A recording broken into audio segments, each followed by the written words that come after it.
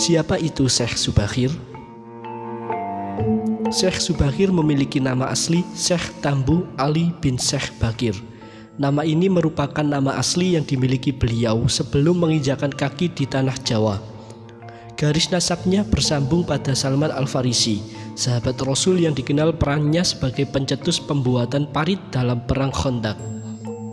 Diceritakan bahwa kedatangan Syekh Subakir ke tanah Jawa atas perintah Sultan Turki saat itu, yaitu Sultan Muhammad pertama. Kala itu Sultan Muhammad pertama bermimpi mendapat perintah untuk menyebarkan dakwah Islam ke tanah Jawa. Mubaliknya haruslah berjumlah 9 orang.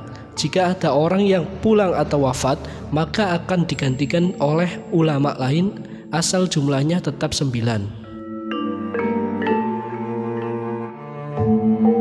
Pada mulanya Sultan Muhammad pertama memerintahkan ulama-ulama terdahulu untuk datang ke Pulau Jawa. Tetapi ulama-ulama terdahulu tidak kunjung kembali, tidak ada kabar, bahkan bangkai kapalnya pun tidak ditemukan.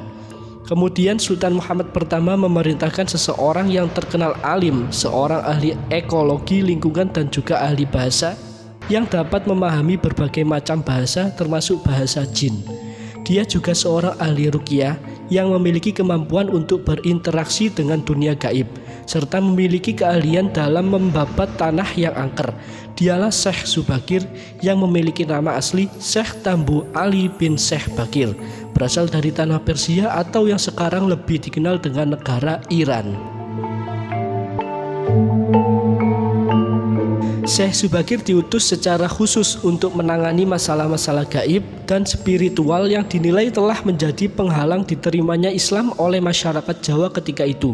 Konon, Syekh Subakir membawa batu hitam dari Arab yang telah diraja. Lalu batu dengan nama Raja Aji Kalacakra tersebut dipasang di tengah-tengah tanah Jawa, yaitu di puncak Gunung Tidar, Magelang. Awal mulanya Syekh Subakir beserta rombongannya berangkat dari Persia. Beliau berangkat dengan menggunakan kapal layar pada masa itu. Tidak ada kendala apapun selama perjalanan.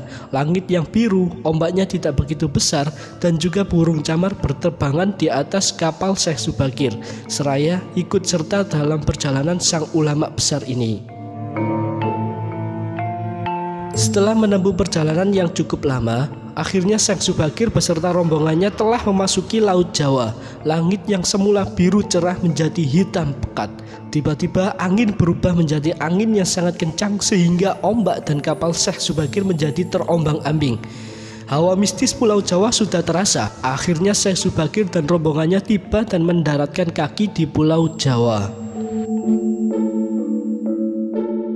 Bukannya disambut oleh warga sekitar dengan upacara-upacara yang megah dan meriah, tetapi rombongan Syekh Subakir malah disambut oleh para sosok penunggu Pulau Jawa dari bangsa jin, genderuwo, banaspati, dan bekasaan-bekasaan yang lainnya.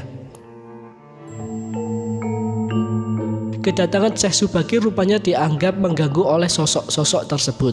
Akhirnya terjadilah pertarungan antara Syekh Subakir dan rombongannya dengan bangsa jin penunggu Pulau Jawa. Pertarungan dahsyat terjadi hingga bergetarlah Pulau Jawa. Pohon-pohon di tempat itu tercabut terbang tak berarah dengan diiringi suara angin dan langit yang gelap. Akhirnya Syekh Subakir berhasil mengalahkan bangsa jin dengan menancapkan batu dan tombak Syekh Subakir di Gunung Tidar. Para bangsa jin langsung lari, ada yang masuk ke laut, ke gunung, tengah hutan, dan sebagainya. Pertarungan ini membuat sosok terkuat, tertua, dan disegani di Pulau Jawa merasa terganggu. Siapakah sosok ini? Dialah Tetua Punokawan. Dialah sang pembimbing masyarakat Jawa. Dialah anak dari Syahyang Tunggal dan Dewi Wiranti. Dialah sang Bathara Ismaya. Dialah Eyang Semar Badranaya.